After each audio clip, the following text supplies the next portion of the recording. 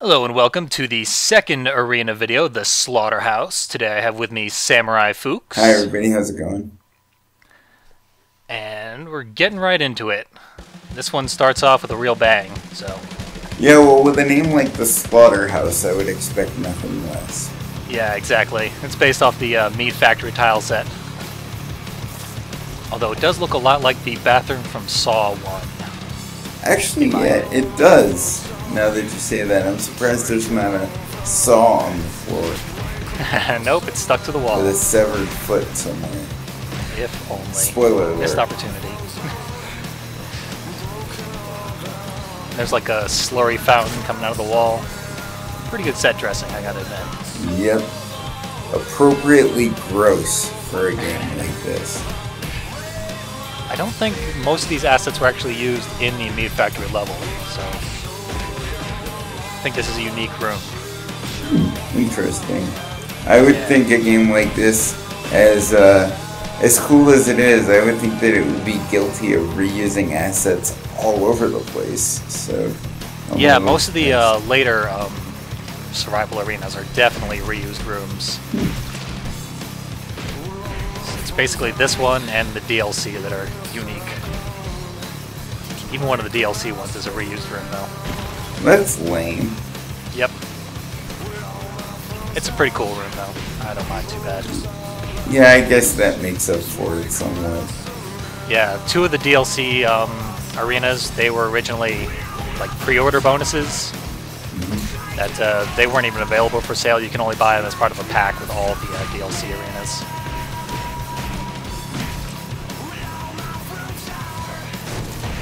So, does this get any more interesting, or is it pretty much just you beating up cupcakes for the next 15 minutes? This particular video barely gets any more interesting, unfortunately. Well, then, we got a lot of work to do on the commentary end, I guess. We certainly do. Our work is cut out for us. Later videos, the final few waves will get completely insane. The hardest fights in the game are in the survival arenas, but... these first few, they kind of rely on gimmicks and stuff like that. The Aegis is a particular pain in the ass here. I'm going to fight him fair here, right. And it's a huge mistake. Later on, I'm going to just start cheesing him. Yeah, So usually a pretty good philosophy to cheese whenever possible in a game like this. This the time limit for this survival arena definitely doesn't take into account some of the upgrades that are available, which I have purchased in advance. Aha! And, as a result, this is by far the easiest survival arena to get an S rank on. Crafty. Yep, we are going to get it by a landslide, even though I'm going to screw around quite a bit. I'm going to get a splatter kill here for no particular reason, just because I have all the time in the world. I might as well. Yeah, exactly. Of course, we don't. I'm not going to do that splatter kill too much. So. Of course, we don't get the snappy mask one-liners for splatter kills here, so... We actually do. I turned the mask off because his canned lines get really irritating when you hear them 100 times. Aha! I don't blame you then. Yep. But yeah, okay, I was gonna say, I would think that they would ride that thing until the wheels came off, and apparently they do. Yep, of course. There's a chainsaw, a Biggie Man chainsaw actually, that dropped in the last box, and I'm pretty sure it always automatically drops in there because it happened in my test recording as well. And that further trivializes the next couple of rounds if you are willing to grab it. Biggie Man chainsaws are definitely Splatterhouse Christmas.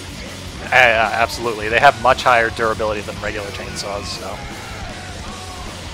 pretty game-breaking. Well, I mean, honestly, a chainsaw should break pretty much anything if you gotta think about it. Yep. They're the ultimate weapon. I give a game a lot of points for having a chainsaw in it. That's why I'm so fond of the Splatterhouse series. I do not blame you. What's your experience with the Splatterhouse series in general? Almost none, actually. I mean, I know of the games, and I'd seen people play them a lot, but I was always a Super Nintendo kid, and, you know, it was just one of those things where I never really had much exposure to them when they first came out, and I heard a lot of talk about them, you know, with the whole video game outrage. Yeah, of course, tons of notoriety. Yeah, exactly. And I saw people play them maybe a couple times when I was a kid, and I know the premise and everything, but other than that, it's pretty much all new to me, so I've been really enjoying following along in the thread. Yeah, my target audience. And speaking of things that are new, that splatter kill that I just did on the monkey guy was unique to them, and I almost never get to do it in the main game. I was gonna say it didn't look familiar, and that would explain why. Yep, super hard to do. I pretty much have to do it in these bonus videos, because the opportunity rarely arises in the main game. Hopefully we'll get a couple more looks at it throughout these.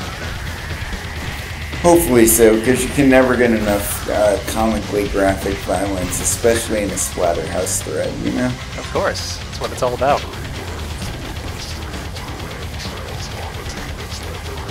So, is this playlist your usual brand of music, or did you have to expand your horizons for the sake of this LP?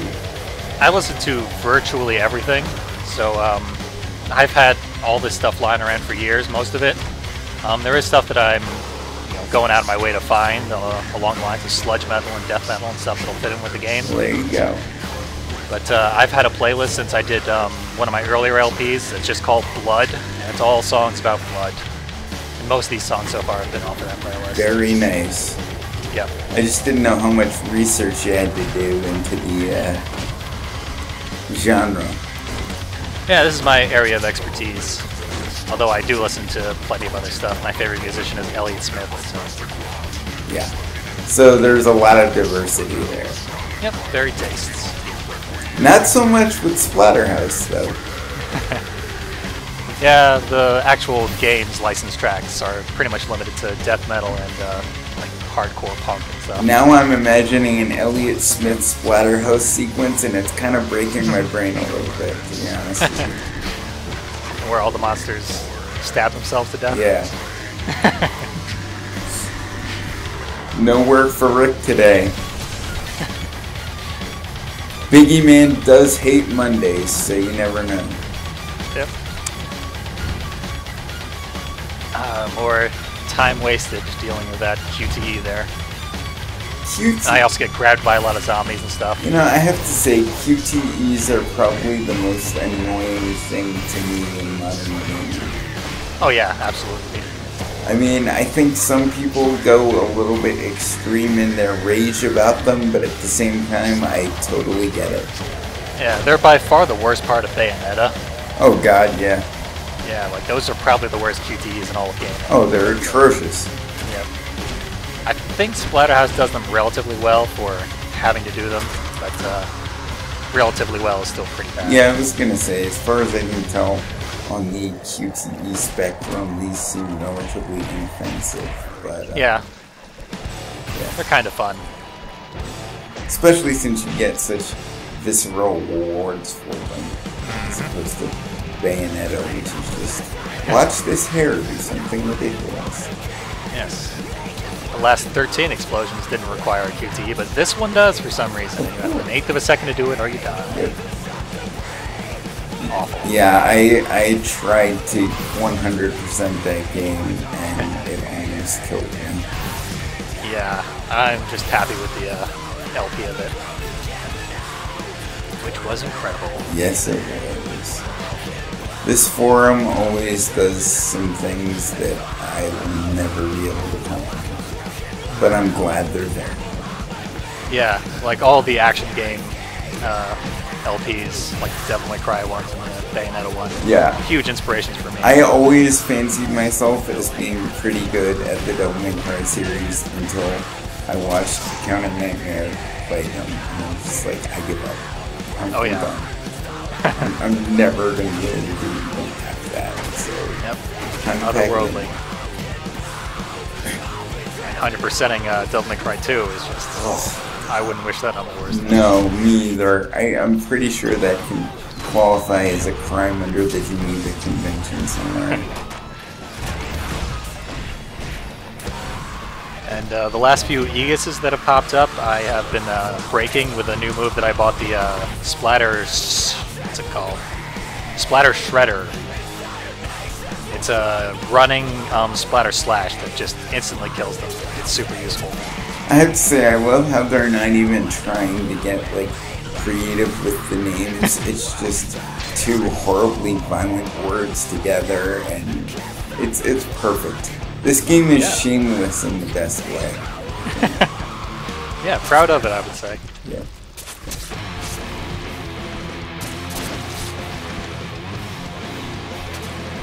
So how many of these stages are there? I mean, you mentioned the later ones get pretty crazy, but... Yeah, there's 6 arenas that are unlocked by completing every other stage of the main game. And then there are 4 DLC arenas. Gotcha. And actually, it's around the 4th of the main game arenas that things go completely insane. Yeah, so there's no gradual curve with it then, huh? It goes from easy to, oh, fuck you. Yeah, the next of these arenas will also be relatively manageable, and then the one after it will be almost impossible.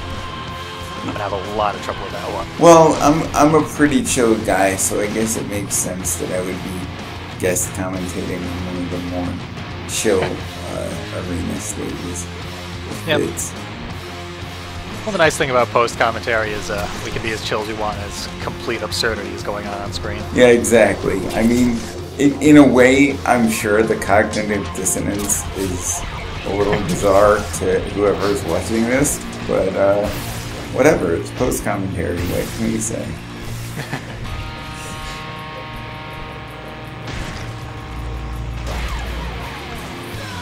I have to say, I feel like this is the kind of game that if it had come out when I was like a teenager, I probably would have thought it was the most awesome thing ever.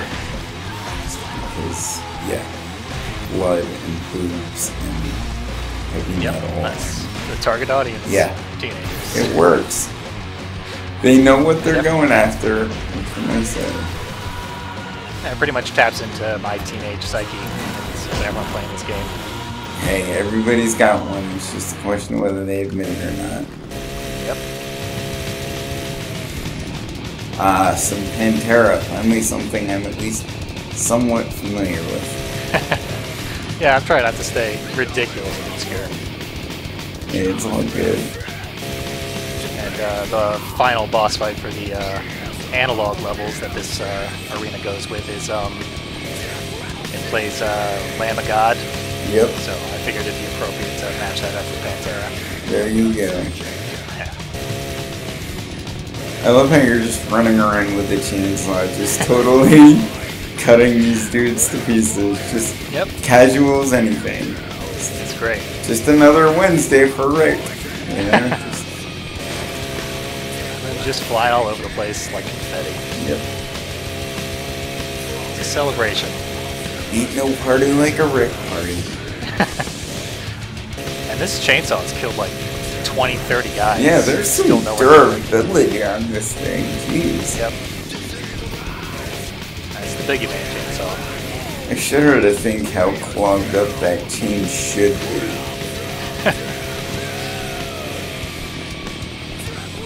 Maybe Biggie Man's family has a chainsaw business and they're just that good at their craft.